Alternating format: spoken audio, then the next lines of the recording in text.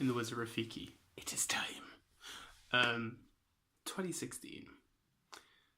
Celebrity deaths has not been good. Tonight we just lost Carrie Fisher, so that was gut-wrenching. She would always be the princess that the Force deserved, and general. So, yeah.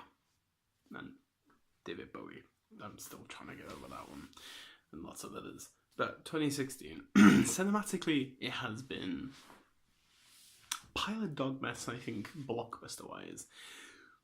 Civil War was not that great of a movie. Batman Superman was okay. What else do we have? I've kind of repressed most of the blockbuster movies. Oh my god, Independence Day 2. We're gonna kick some alien ass. Greatest ending to a movie ever. You ask anyone that I know, best ending ever. God bless you, Brent Spiner. Terrible, terrible, terrible. Big movie year. Deadpool was okay.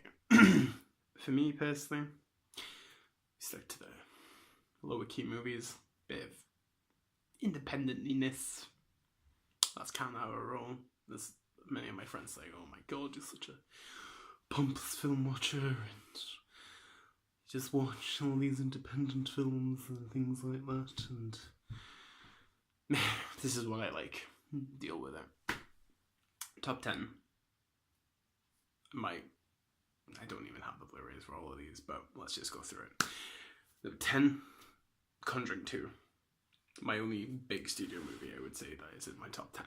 I really like this movie. I found it very interesting. I think James Wan actually did take the first one and made it better.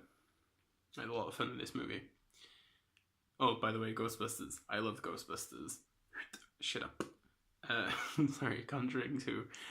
It was a good movie. I like Patrick Wilson singing Elvis in it. That was fun. But at the same time, I really like... I never really knew about the Enfield hauntings and stuff, and it developed into something really interesting, so that's why it's in my number 10 position. 10.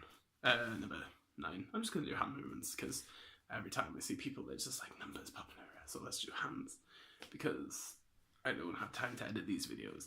Number 9, Neon Demon. It was in my Blu-ray update, just previously gone. Probably I've talked about it before, and I'm pretty sure it's been in the Blu-ray update before as well. But Neon Demon, great movie. For me, one of Refn's better movies. But not as good as Drive, probably not. But I really liked Elle Fanning in it. I really liked Alessandro Nivola, was pretty funny in it as well. It was just a really interesting movie. Just the lighting and just the way it was shot intricately, the soundtrack, just the way that it developed into such a Lynchian movie at the end.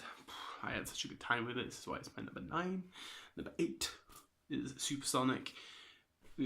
I normally have at least one documentary in my top 10. I try to. Supersonic really did touch a chord with me. Obviously, Oasis is one of my favourite bands of all time. But at the same time, the documentary had so much humanity, and it just made the band a lot more human to the aesthetic that the media and, well, really their own management gave to them. It was very, very funny, very, very intimate, and I really did enjoy it quite a lot. Number 7. I Daniel Blake, Ken Loach's Cannes Palme d'Or winning movie. Obviously, as you know, I'm a bit of a political nut if you follow me on Twitter. Film really struck a chord with me. It really does show how Britain is at the moment, but at the same time, what I really loved about it was just how Loach, gave such character to these people, and just showing that even though we are going through dark times, you can always rely on that one person or a couple of people that can support you and encourage you to move on with your life. And it's just, like I said, I feel like I, Daniel Blake, down the road will be one of the most important films of the beginning of the 21st century, definitely, especially in Britain anyway. I really highly encourage for people to watch it if they can. There's another screening of it, I think, in my area in January now, which I definitely will be going back because I do have a few friends that do want to go watch it. Number 6, Jeremy Saulnier's Green Room. Unfortunately, obviously, we lost Anton Yelchin this year as well. Really good performance by him. If you don't know, it's like a chamber drama. I never reviewed this because I didn't YouTube until the back end of the year. But basically, it's about a punk band that go to a Nazi skinhead compound to play a gig, and they witness a murder, and they try to escape. Patrick Stewart is the villain, which is amazing, playing a Nazi. Really great tension, freaking gory at some segments of it as well. I feel like Saulnier is developing really well as a filmmaker, and yeah, I just really do like it. Before we go forward, a couple of special mentions as well. We have Midnight Special, which I really did enjoy. The Nice Guys, Ghostbusters was another one. Zoolander 2, people. I had a really good time with that movie. Kiefer Sutherland was hilarious. I really, really recommend it. I did enjoy Zootopia as well. I've not seen actually Finding Dory or Secret Life of Pets or Kubo and the Two Strings. Not been into the big animations this year. Sausage Party was a bit disappointment-ish. But there we go. So number 5, Love and Friendship. I don't know what to say, but Jane Austen is a very interesting writer to me anyway. I have read maybe a couple of Austen books because of school. But Love and Friendship was a short story that got developed into a film, and it stars Kate Beckinsale. It was really, really funny, and I really would encourage anyone to watch it. I don't really want to go into too much detail because it will just get a bit boring for people, but to some people. But honestly, I did not expect it to be as good as I expect, as I, perceived. Definitely worth a watch. A lot of people that I know, well, not a lot of people, a few people that I know, will all tell you that Austen was actually quite a funny woman when it came to writing. About a lot of people thought she was very serious and very dark, but Love and Friendship really does show that at the side of Austen that we have not seen before. So I would definitely recommend that film. Number 4, never expected this to be in my top 4 for some reason, but Tom Ford's Nocturnal Animals, really, really, really liked it. There's a YouTube video of it on my channel. Check out my review. I just loved Jake Gyllenhaal, Michael Shannon, Amy Adams, Aaron Taylor-Johnson. They were just it's such a great story, and just the way that you can make three different types of story into one film just really grabbed my attention this year. And honestly, I would highly recommend anyone to go watch Nocturnal Animals. I don't think it'll, Oscar contention wise, I can't see it happening, but for me, number 4 on my list, flat out. Number 3, Swiss Army Man. I still love this film. More Than Just Farts, remember guys, More Than Just Farts. Daniel Radcliffe, Paul Dano.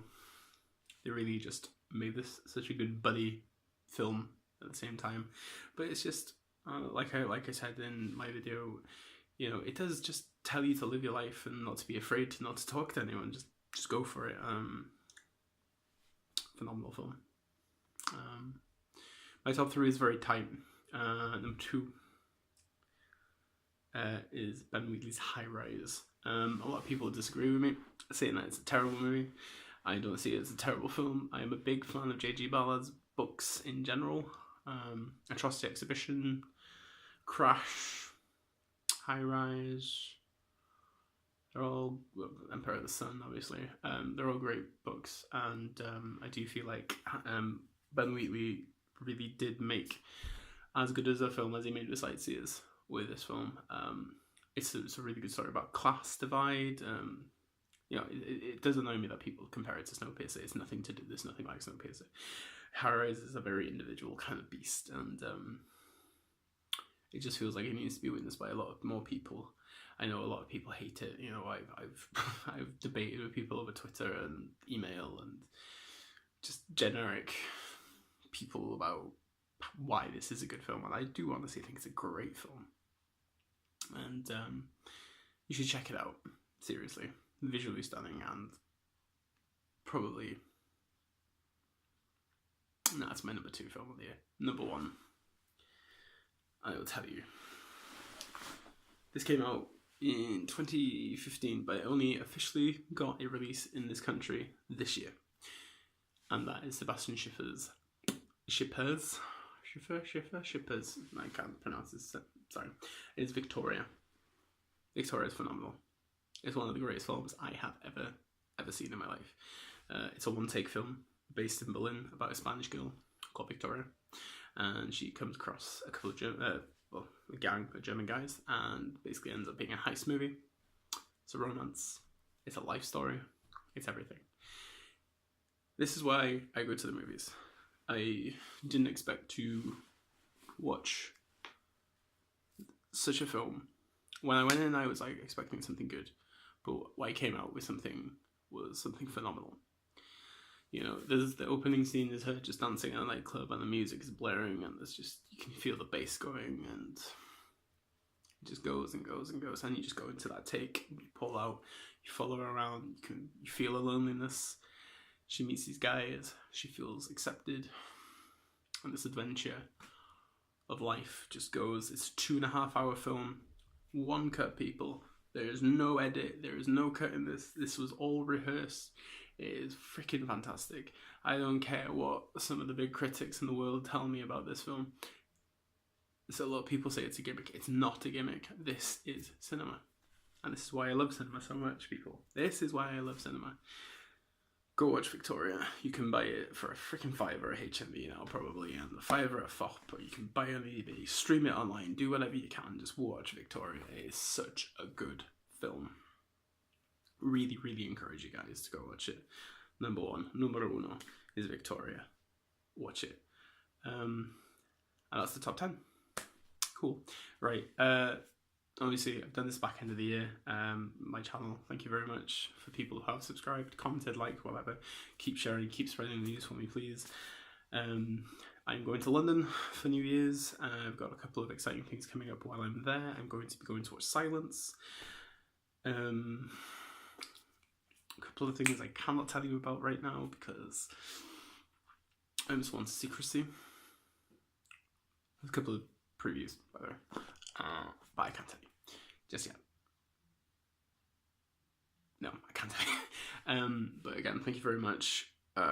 This will be my last video of the year, so thank you very much for everything. Seriously. You know, if you ever just want to talk even about movies, all my contact information is below. Comment, subscribe, like, tell your friends, tell your mum, tell your dad, tell your cat, tell your hamster, tell anyone. Tell that freaking turkey carcass that's sitting in your fridge, by the way. By the way, I've been a vegetarian for 8 weeks now. It's been fun. Very difficult, but fun. I've also got into vinyl, so if you guys want to see my vinyl collection, let me know.